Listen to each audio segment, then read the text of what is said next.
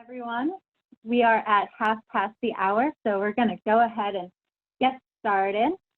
Welcome to our third installment of our Beck Institute Center for Recovery-Oriented Cognitive Therapy series on flourishing in a time of prescribed social distancing. I'm Dr. Ellen Inverso, and on behalf of my colleague, Dr. Paul Grant, we're really excited to have you joining us for this half hour where we're going to be focusing on how to transform some of the stress that we're experiencing during this time into really valued, meaningful action. If this is your first time joining us in this series, welcome. If you have been a part of our other programs over the last few weeks, welcome back. Recovery-oriented cognitive therapy is an approach that is all about helping people to get to the life that they want and to identify really meaningful aspirations, move toward purposeful action, and become really empowered in the face of some of the stressors that come up along that path.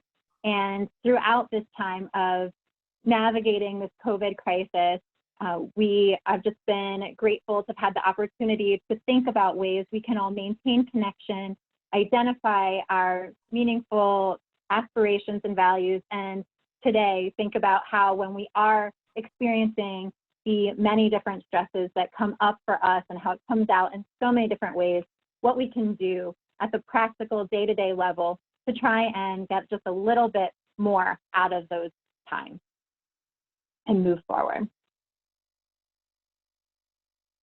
So to tell you about the Beck Institute and Beck Institute Center for Recovery-Oriented Cognitive Therapy, we're so happy to be putting this on because our mission is all about improving lives worldwide through excellence in cognitive therapy.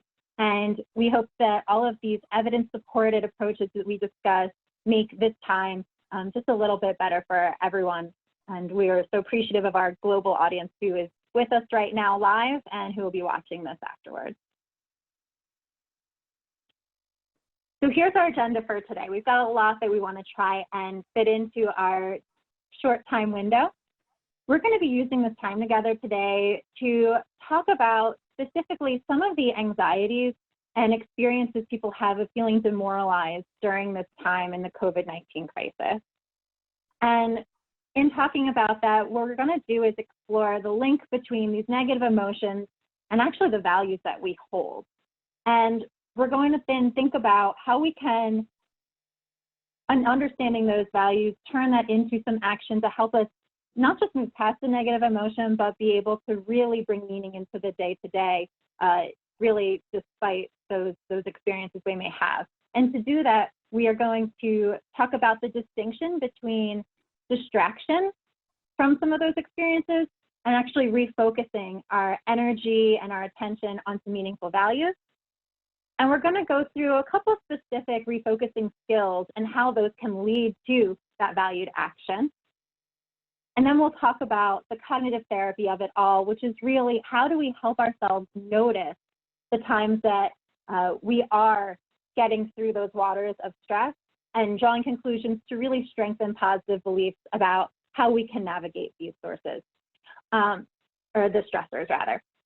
So one of the things I want to draw your attention to is that at Beck Institute, we've been really accumulating a lot of different resources that many of you may have even found this series through. And some of the skills and techniques that we talk about are highlighted on that Beck Institute COVID-19 resource page. So we want to draw your attention to that and let you know that at the conclusion of this half hour, we're going to be sending an email to all the registrants that'll include some of the specific skills that we talk about today. So with that, I am going to, I'm going to tell you about how we want to interact. So a couple housekeeping things. We hope that you will join in the conversation with us as much as possible using the question and answer box on your screen. What we'd love for you to do is, if something stimulates an idea, if you've tried something that's helped you navigate some of the distress that's been happening right now, if you found something that has been really meaningful that you've incorporated into your day-to-day and you want to share that with others, go ahead and put that in the question and answer box. And what we will do is try and weave those into our discussion. And definitely don't feel like you have to wait till we're done. If you have any technical questions, you can put those in there as well, and those will be answered privately by our amazing team. And if there's a question or a suggestion that you submit in that box and we don't have an opportunity to address it directly here in the session, you'll receive in that post-webinar email, we're going to write some brief responses to your questions and try to keep that conversation going even after this short time. So with that, I'm going to turn the conversation over to Dr. Paul Grant, who developed recovery-oriented cognitive therapy along with Aaron Beck. Hi, happy May Day. I think it's a good day for us to be doing this. I'm really happy you're going to spend a little time with us. In terms of recovery-oriented cognitive therapy, there's really three pieces. The first one was the first session we had where we talked about the importance of connection and trust and doing things with people that are important and noticing those. The second part is really related to what we describe as aspirations, values, sort of what is it that brings you meaning, and how can you really get that into your everyday life, even in these times when that might not be so easy to do. The third part is really empowerment. And that's the place at which when challenging things come up, how do we understand those? And we use Beck's cognitive model to do that. And then how do we make sure that they don't get in our way? And that's the definition of empowerment. Just looking at my own life and some of the people that I have been working with, and colleagues and family, it seems to me there are two things that are coming up right now for people especially. We've been doing this shelter-in-place thing, many of us now for 5 or 6 weeks. One of the interesting things about this is I've lost track of how many it is. I don't think I'm the only one.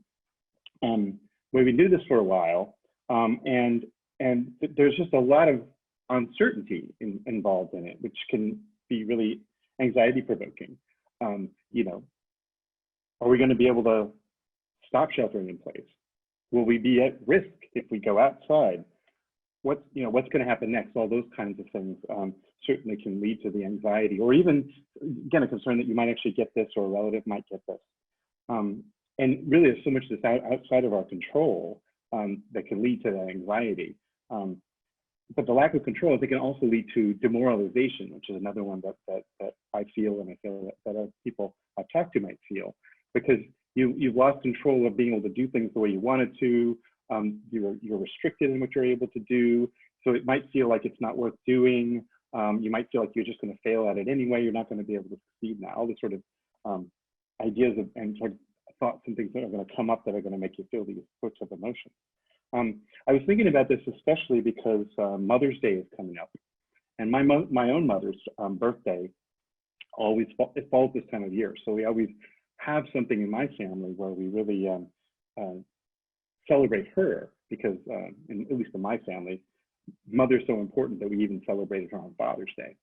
So, but this year we're constrained. We can't get together. We can't do all the kinds of stuff that we want to do. And so I found myself feeling a little bit down about that and wondering what I'm going to do. And that's the demoralization kind of feeling. And I think that these emotions, as we were saying, are important because they really locate what's important to you. I mean, it's showing me family is important to me. Bringing us together is important to me. Having these experiences are important to me. You know, and some of my anxiety might be around being able to continue to do work. You know, we don't know where the economy is going. Again, all these sorts of things. So the energy that's coming up in me, and it comes up in us, I think it really points to what's important to me. So I think the emotions are important, and so we're certainly not going to say that the emotions are ones we don't want to experience. I think they become a problem for us when they, for lack of a better word, when they linger, or when you sort of really dwell on them, or when they kind of get in the way of you really being able to do some of the other things that matter to you. And so that's what we really want to talk about. It's kind of, you can identify where it's coming from and what might be important for you. And then the question is, what can you do with that kind of thing? And that's where we're going to really talk about refocusing, and really sort of identifying how we can do that. But before, I want to share something with you. We've had the fortune in our team to have a very good collaboration with several states and municipalities in introducing recovery-oriented cognitive therapy. And one of the places is New York State, and we have a very good relationship with the Office of Mental Health. And we've been introducing recovery-oriented cognitive therapy into the psychiatric centers there. And these facilities have inpatient services, but also transitional residences. And these are the types of places that have been disproportionately impacted by the COVID situation. And there's been a lot of stress in these situations, people developing the problem, and even some people dying. But what I want to show you is a vision board. So Ellen, if you could put the vision board up. This was created by one of the residents at the facility in South Beach Psychiatric Center, which is on Staten Island. And I'd ask you just to read a few of these things and notice how you're feeling when you read them. Maybe there's something pretty nice about effort from Winston Churchill here. There's a couple of really good ones by Martin Luther King. If you're anything like me, this makes me feel good. I like seeing this. It kind of breaks the set. If I'm feeling badly, I look at these things and go, ooh. But the question is, and what we really want to focus on is, what can you do next? This reminds you of where your values sit. This shows you that you can really get through times like this. So the question is how to do it. And so what we want to talk about is how you can link things like this to actions that are really consistent with what matters most to you. It's going to involve connection. It's going to involve purpose. So to really develop some powerful empowerment. So with that, I'll turn it over to Ellen, and she's going to describe how we do this. Great. So I think that I want to really highlight one of the pieces that Paul just talked about, which is anything that we're talking about is not saying that we shouldn't feel these ways. They're normal, they're human. I've been feeling them, right? We all are. We're all doing them feeling them at different times, and they are coming out from us in so many different ways. And so, again, it's not about, oh, you're just asked if that vision board can be sent out. We will make sure we can do that. We will make sure that we can send you that or a version of it. So we got permission to share it here, so I can't imagine it would be a problem. Thanks for asking about that. So it's not that we shouldn't feel them. It's about, as Paul said, how much energy and time are we really devoting to sitting in those feelings, and what is it keeping us from doing? And are there things that we can incorporate into each day that help us notice that maybe even if it was a really rough day, that it doesn't make a whole rough situation, that it is a moment in time or moments in time versus this global effect, and we're not entirely helpless and hopeless. So I think it's important to first talk a little bit about the difference between distracting and kind of doing things to get our mind off of stressful situations, between that and refocusing. So there are certain things that we can do to really reduce the intensity of some of these emotions. Things like listening to music, going for a walk, and we'll talk about a little bit about mindfulness and grounding as well. But I think the important piece is if we do something to get our mind off of the immediate intensity of the distress, something that really just brings it down a little bit, neutralizes it even just a touch, we want to then use that time when our mind is a little more disconnected from the immediate distress and really refocus the attention and energy onto doing something that helps us feel the most like ourselves, or helps us to do something that is going to involve meeting values of maybe contributing to others, having a sense of control, having a sense of I can, as much as I can't control in this world, I can maybe do this thing, and at the end of the day, that gets me closer to some meaningful aspirations. So anything we do, we want to kind of refocus that energy onto how it can help us move forward. So distraction can be helpful in the short term, but it's refocusing that really helps us draw conclusions about our capability, and it lasts longer. distraction can be temporary, whereas refocusing is a more longer range process. So anything you'd add to that, Paul, before I move to the specific approaches? No, I think that that's just exactly it. It sustains and really puts your values into your life.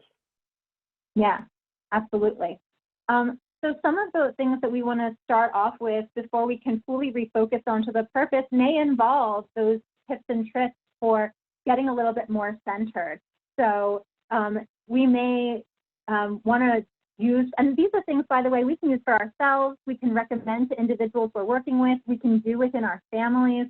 So it's not just a mental health thing, it's a human thing. One is what we like to refer to as those mind-body skills, ways to separate ourselves just a little bit from that, the immediate emotion. So that could be things like mindful walking, going outside, going for a walk, but being really attentive to the different things in nature, things in buildings I hadn't noticed before, in our homes, in our places of work. If we're going out into the workplace, are there things that I can notice, see, hear, touch, things that just ground me and make me feel a little bit more in tune with myself? Similarly, progressive muscle relaxation. We have a very image-oriented progressive muscle relaxation script that we're going to be sending out to all the registrants of this talk, and that's also up on Beck Institute's COVID-19 page.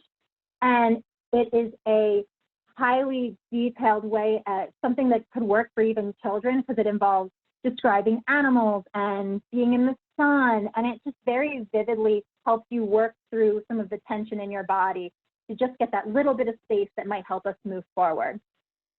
And also pursuing those activities that we enjoy. I think there is nothing, we can't overstate how important maintaining some of those things that we were doing before, even if it's in an adapted way, is for being able to feel in control when everything around us feels chaotic. So one way that we can do that is to plan really concerted and intentional times in the day when we are saying, I'm going to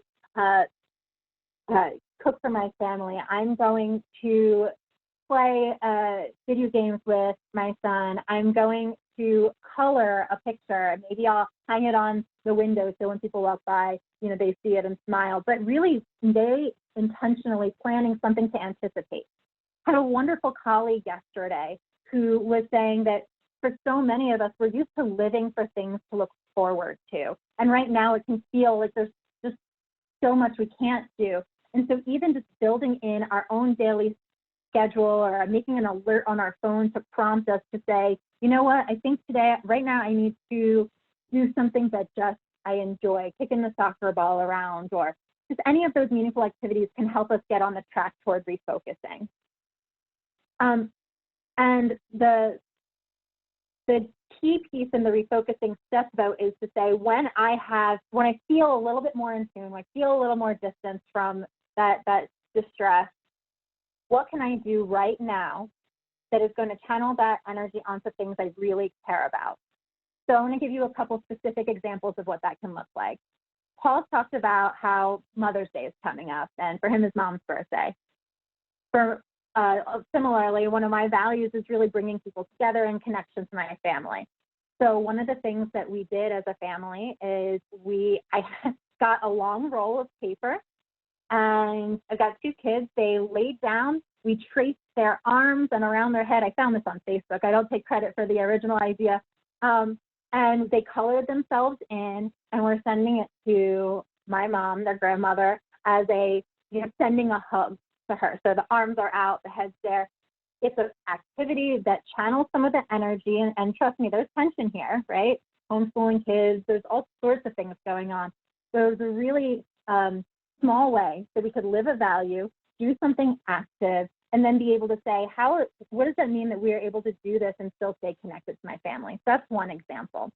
Another example is, I mentioned cooking for our family. People are, there's lots of ways to come together online that can help us feel a little more connected. So yesterday was a very kind of emotionally challenging day as a team for us at the Center for Recovery-Oriented Cognitive Therapy. And what we did at the end of the day yesterday was got on Zoom and played a game of Pictionary.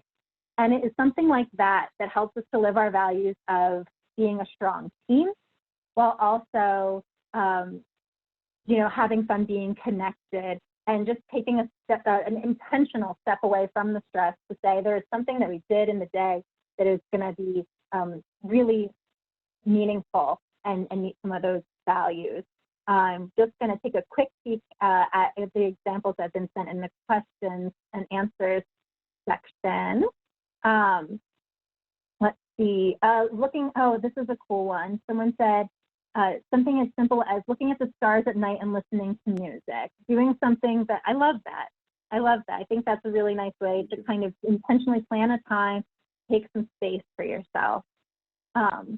Someone talked about talking themselves through it, supportive self-talk, talk out loud. There's nothing that is wrong with that. I really like that as well. And someone mentioned encouraging clients to make a joy list or a bucket list and share it with others as a way to refocus. We love that. If you have an opportunity and haven't seen the second version of this in our web series on kind of living with purpose and identifying those, we talk a lot about that. I think that that's really, really important. And creating like a very vivid description of what that could be. We've got a lot of things coming in. Planting seeds and checking every day on their growth. Planning a time, I'm going to say, I did something, I'm going to check on it and notice what I have been able to do. Someone talked about exercises, combination of exercises. I think that's really excellent. That's really excellent.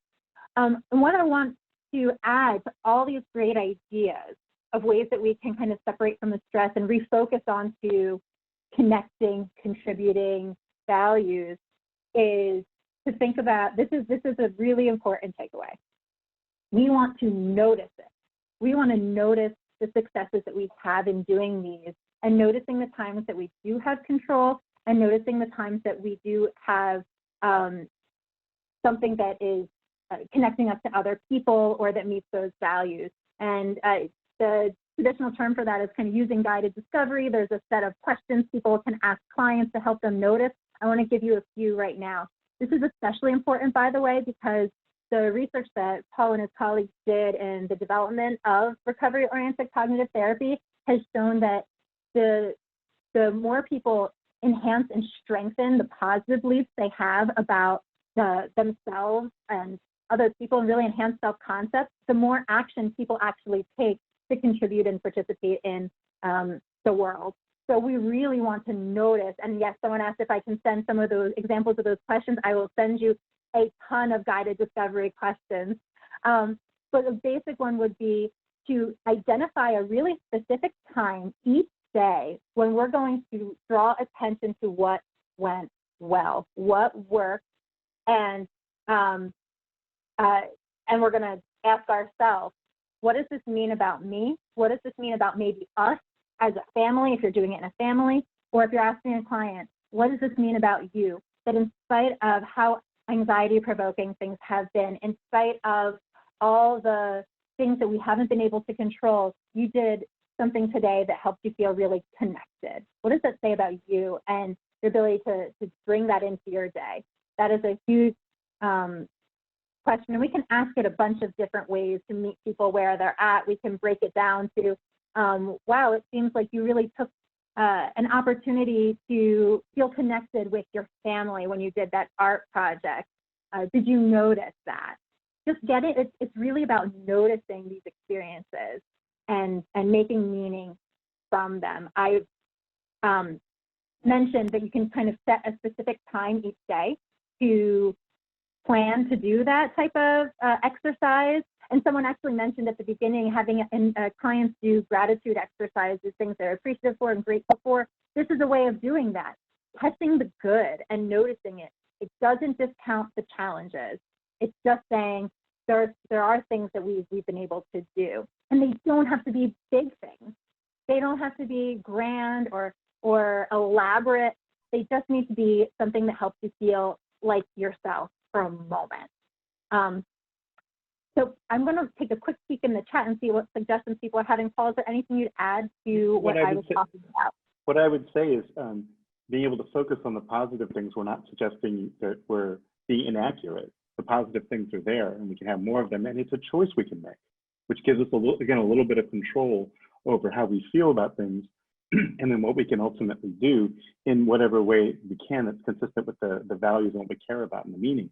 But even just doing what Ellen said right there is an example of a place where you actually have some control, when you can exert a choice, and it can benefit your family and benefit other people, as well as yourself. It's kind of a nice thing that way.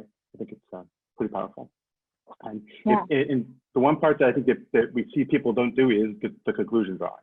And I don't think that the activities are great, but with the conclusion drawing, they're so much more powerful. Yeah. So there are some really fantastic examples that I want to share with us. I'm being very attentive to time, though. This goes by so quickly. We've got 5 minutes, so I'm going to rocket through these. So first, someone actually asked, how will you go through a detailed progressive muscle relaxation on your own, especially if you're used to doing it with someone else? If you have the opportunity, and this is something we've personally done in like our house as a family, if you do have other people there, if you're solo, I think the script that we're going to provide and that we have online for folks is so detailed that you would read through it first and identify maybe even just your top 1 or 2 or 3 vivid images that can help you remember to take yourself through it. It's things like, my favorite animal is an elephant, so there's one on an elephant is, you're laying in the grass, an elephant's going to walk across your path. You have to tighten your stomach really tightly, so when he steps, he has a hard surface. The only reason I remember that is it's my favorite animal, and I can imagine it really vividly. So I pick my top few, squeezing lemons into lemonade, and that can help if you're solo. Someone talked about how they have been learning a new language, a musical instrument, and describe themselves as not a musician, so selecting something that sounds good no matter what notes you play. I think that makes you a musician. We could draw some conclusions about that. Love it. Let's see. I love that someone mentioned that they subscribe to one of those produce sharing where you get the box of the kind of mystery produce, and that there's something in that to look forward to. So we're talking about anticipating something positive, something to look forward to, and then channeling some creativity into that, people making something new.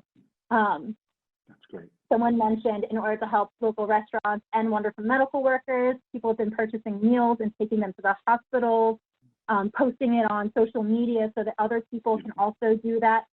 These are fantastic exercises and ways to contribute to your community if that's one of your values, to feel connected to your neighbors when you can't actually be in presence with your neighbors. I think that's just absolutely fantastic.